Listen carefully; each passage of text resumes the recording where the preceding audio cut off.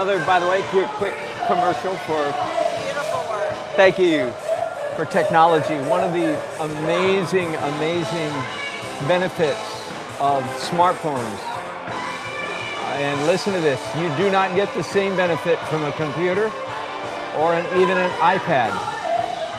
It has to do with the nature of the screen itself and the size of the screen. One of the amazing benefits of a smartphone, Droid or iPhone, is color matching. And it's just, and you, of course, you learn that you have to learn to believe your eyes. When the picture tells me that there's blue in Casey's head, I don't argue with my eyes. I don't say, no, there's not blue in people's heads. But you don't do that. You don't argue. In fact, I'm not quite dark enough. I'm gonna keep working until I get it the right color. And we're gonna add a little purple to that maybe. Whoops. That's too purple. I'll get it yet. Proud Mary. It's a good song to end the night on, don't you think? Whoops. That is too purple. So that means I didn't match the color. If you follow Mark Harder, C-A-R-D-E-R, at all, Mark has a brilliant trick for matching photo colors on photographs. It's brilliant. He prints, mess with it in Photoshop or whatever on your computer. Mess with it as long as you have to get it the right color, and then you print it out on your printer. So mess with it so it's the right color that comes out on your printer, and then laminate it. Buy a laminator. I bought one a couple years ago. Man, one of the best, smartest thing, little, $100 or something for a laminator. One of the smartest little tools I ever bought. And laminate it, and then you check your color. You actually mix up your color and dab the paint directly. Do you like the way I said that? Directly onto the plastic, the laminate, and match it. If you can see your mark of paint, then it's not the right color. It should be virtually invisible. Brilliant. Of course, I can't do that now, indeed. But I thought I'd mention that. It's just a really bright, brilliant way to match colors. Okay, time to get serious about this. This eye here. And again, you learn to trust your eyeballs. You keep looking till you see and you can identify the shapes that your eyeballs are looking at.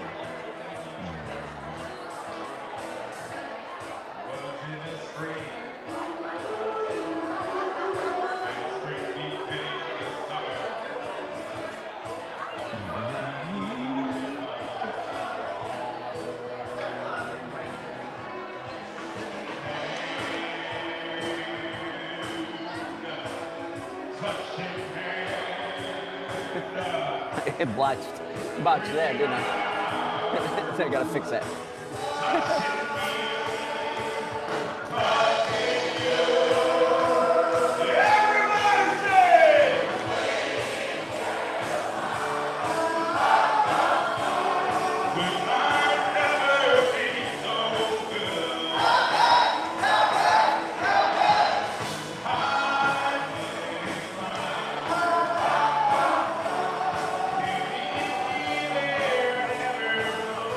Okay, so now that I got that color, let's go back to this eye and finish some repairs, corrections over here.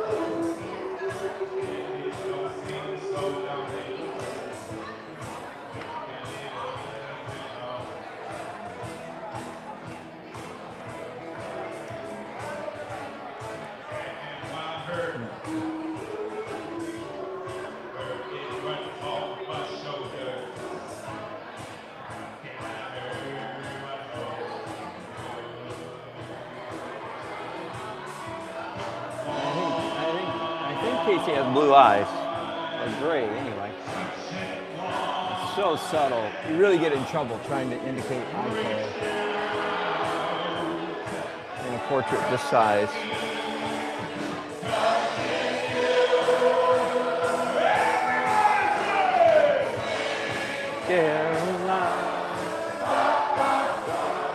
Oh, YouTube's gonna get me for sure now.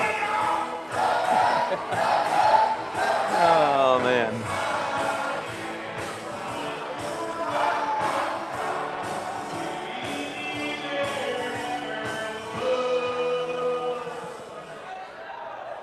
Okay, it's starting to look like his eye.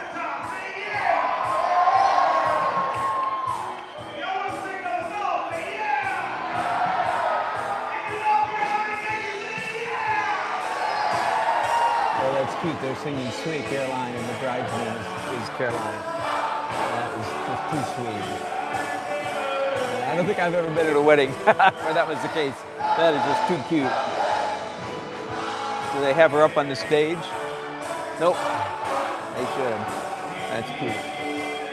Okay, little tear duct reflection.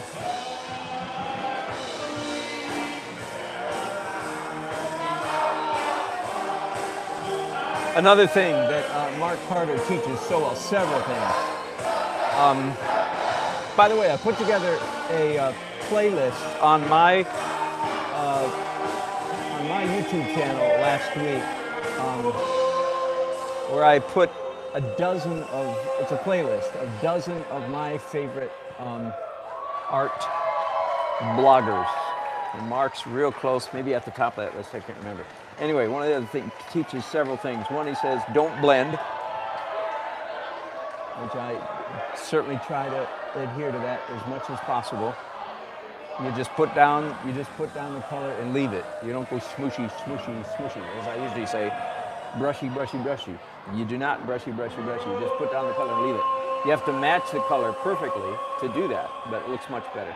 Anyway, the other thing he says, and this is what I sort of feel like I can't do when I'm doing portraits this small.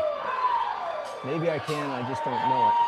But he teaches, rightly, that you don't want to over-exaggerate the contrast. He said that's the most common mistake that portrait painters make. And I believe he's correct. And I've been guilty of it. He really schooled me a couple years ago when I watched his video. I think it's called Mark Carter, Most Common Mistake or something like that artists make. If you do portraits, you need to watch that video. And basically he's saying, don't over-exaggerate the contrast. Now, having said that, I would love to have a one-on-one lesson with him, because when you're doing portraits this size, I don't know how that's possible. And again, I'm probably just showing my lack of skill. But there's something about doing portraits that are this small, and of course this is larger than my normal wedding painting. But in order to communicate, it seems to me you pretty much have to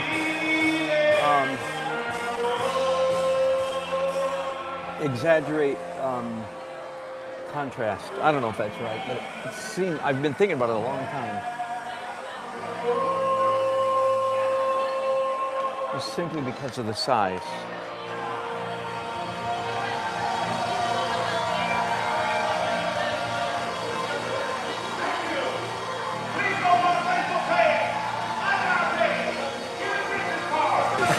Quite a bit. Thank you. Yeah.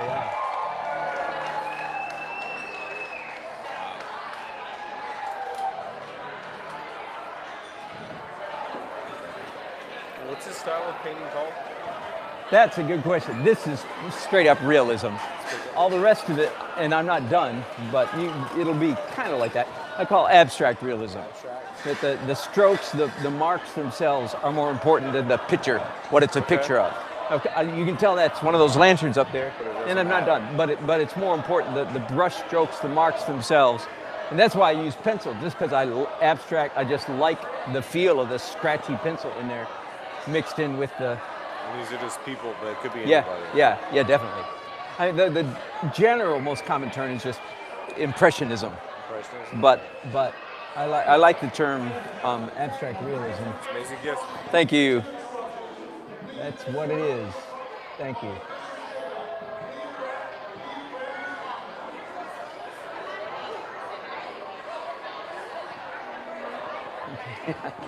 Now, I'm having a hard time getting his nostril.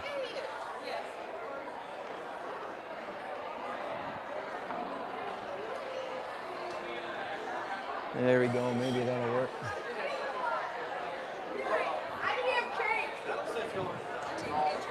Getting there. Thank you.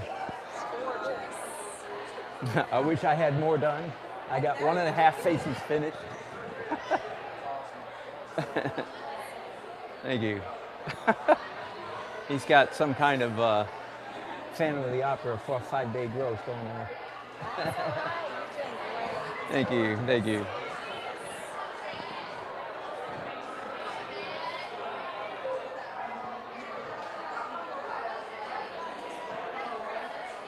Okay, let's go back to a bigger brush now and do some paint like a real artist. Not all that silly little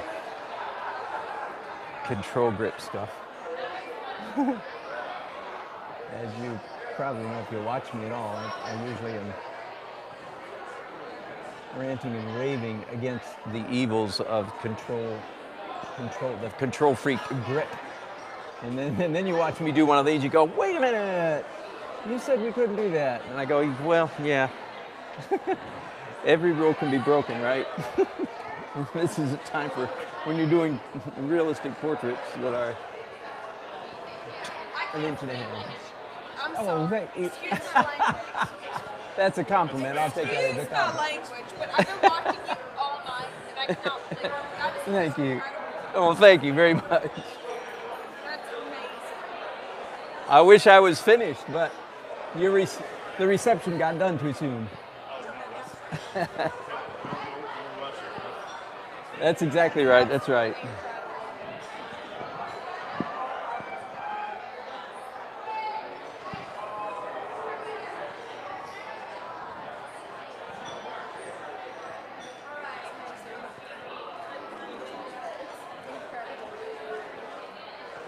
It's amazing.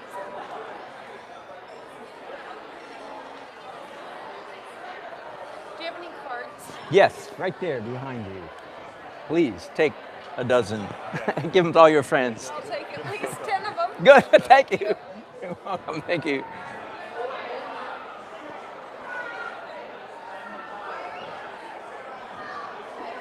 Okay, let's nail down this top lip. So again, oh boy, this is my favorite part of the reception. When the music's over, whoo, and people are leaving. No, I like people. Don't get me wrong. In fact, I paint much better with an audience. I don't need, but I paint better with people. So, but I do enjoy the quiet after loud music.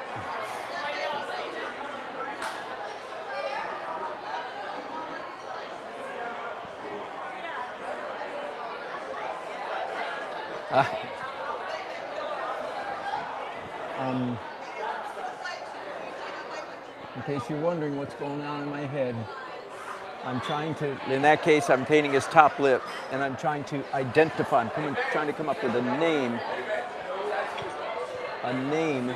for the shape of his lip. And any name will do except the word lip. The word lip does not any help whatsoever.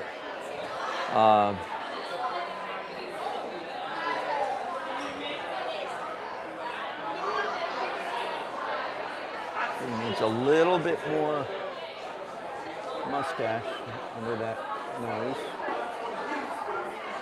Chestnut brown. I already used that word once today. Oh, that's too bright. Okay, let's add some. If you haven't heard me talk about it lately, I've made a great new discovery. I discovered that student grade raw umber is my go-to. You're there, huh? Getting there. Getting there. I'm not done yet. You guys are done, but I'm How much not. longer do you think you got? 2 hours. Is that right? Yeah. Is it mostly on like the facial features or the Yeah, like the no, I background? mean, the only parts of the painting that are going to be that complete, of course, are their faces. Yep. Everything else is more abstract. But Got it. yeah, hour and a half anyway. That's awesome. I've got another half hour to go on his face. This is really cool. Thank you. Yeah. Appreciate it. Yeah, the perfect color killer, toner downer. The perfect color for paint for killing color. Like when you're matching colors and you got it just right, but just the chroma is too high. That's all. You just need to knock the chroma down. Wow. Thank you. So I started using student grade raw umber. And you might ask me why wouldn't professional grade work better? And the answer is, for some reason, it's just probably me. But when I'm to the point where, Beautiful. thank you. Already Thank got you. your business cards. Good, good, thank you. Oh, I'm glad you at least got to see one face finished.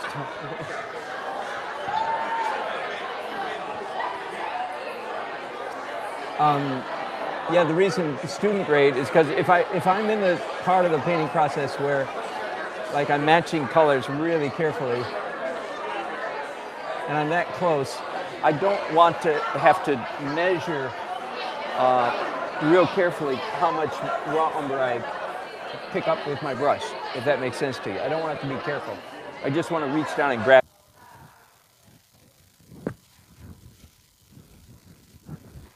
Okay, I need to get out of here.